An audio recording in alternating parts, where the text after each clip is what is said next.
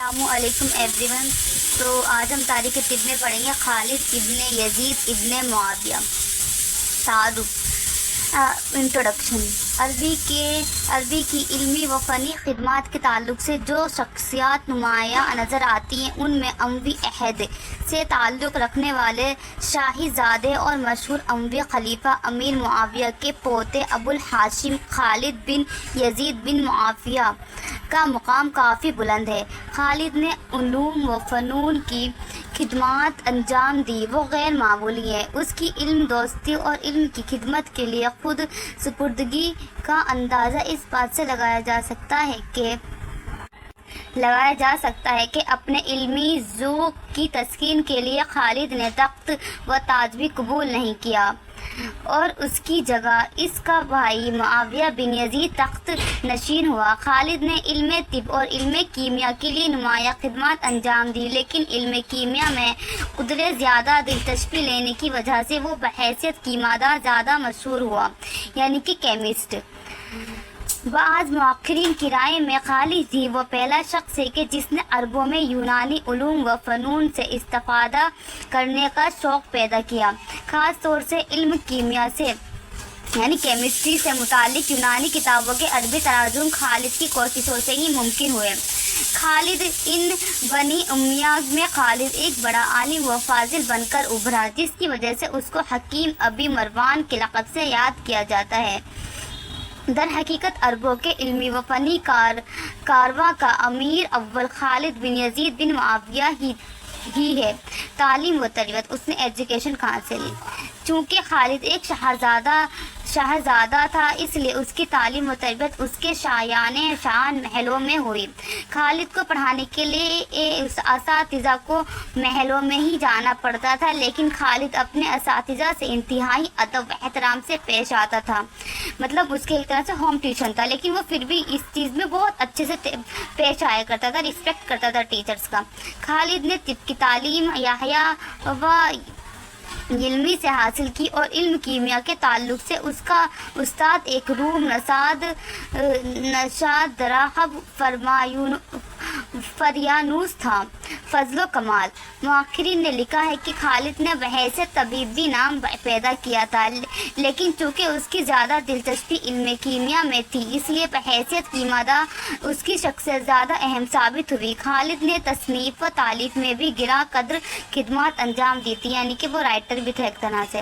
خالد بحیثیت کیمیادار. خالد کے وقت میں دینی اور لسانی علوم پر ہی زور دیا جاتا تھا. فہم و فراست سے تعلق رکھنے والے علوم میں علم طب، علم فلسفہ اور علوم نجوم کو مقبولیت حاصل تھی. ایسا اس لیے تھا کہ کیونکہ علوم عربوں میں نسل در نسل منتقل ہوتے آ رہے تھے. چنانچہ اس دور میں خالد بن یزید ہی ایک ایسا شخص تھا کہ جس نے علم کیمیا پر توجہ دی اور اس کو اپنا میدان کار بنایا، یعنی کام کرنے کا میدان بنایا. کس کو؟ علم کیمیا کو، یعنی کیمسٹری کو. علم کیمیا سے متعلق خالد کا اہم کارنامہ یہ تھا کہ اس نے علم کیمیا کی یونانی اور مصری زبانوں میں موجود کتابوں کا عربی میں ترجمہ کروایا اور عربوں کو علم کیمیا سے واقف کیا. اس نے خود بھی ان کتابوں کا مطالعہ کیا اور علم کیمیا میں ماہر ہو گیا. خالد بحیثیت مصنف یعنی رائٹر کی طرح کیا تھا وہ. خالد نے نہ صرف طب اور کیمیا سے تعلق رکھنے والی یونانی اور مصری کتابوں کے عربی ترجمے کروائے بلکہ خود بھی یہ کام انجام دیا اور اپنے طور سے بھی کتابیں تصنیف کی.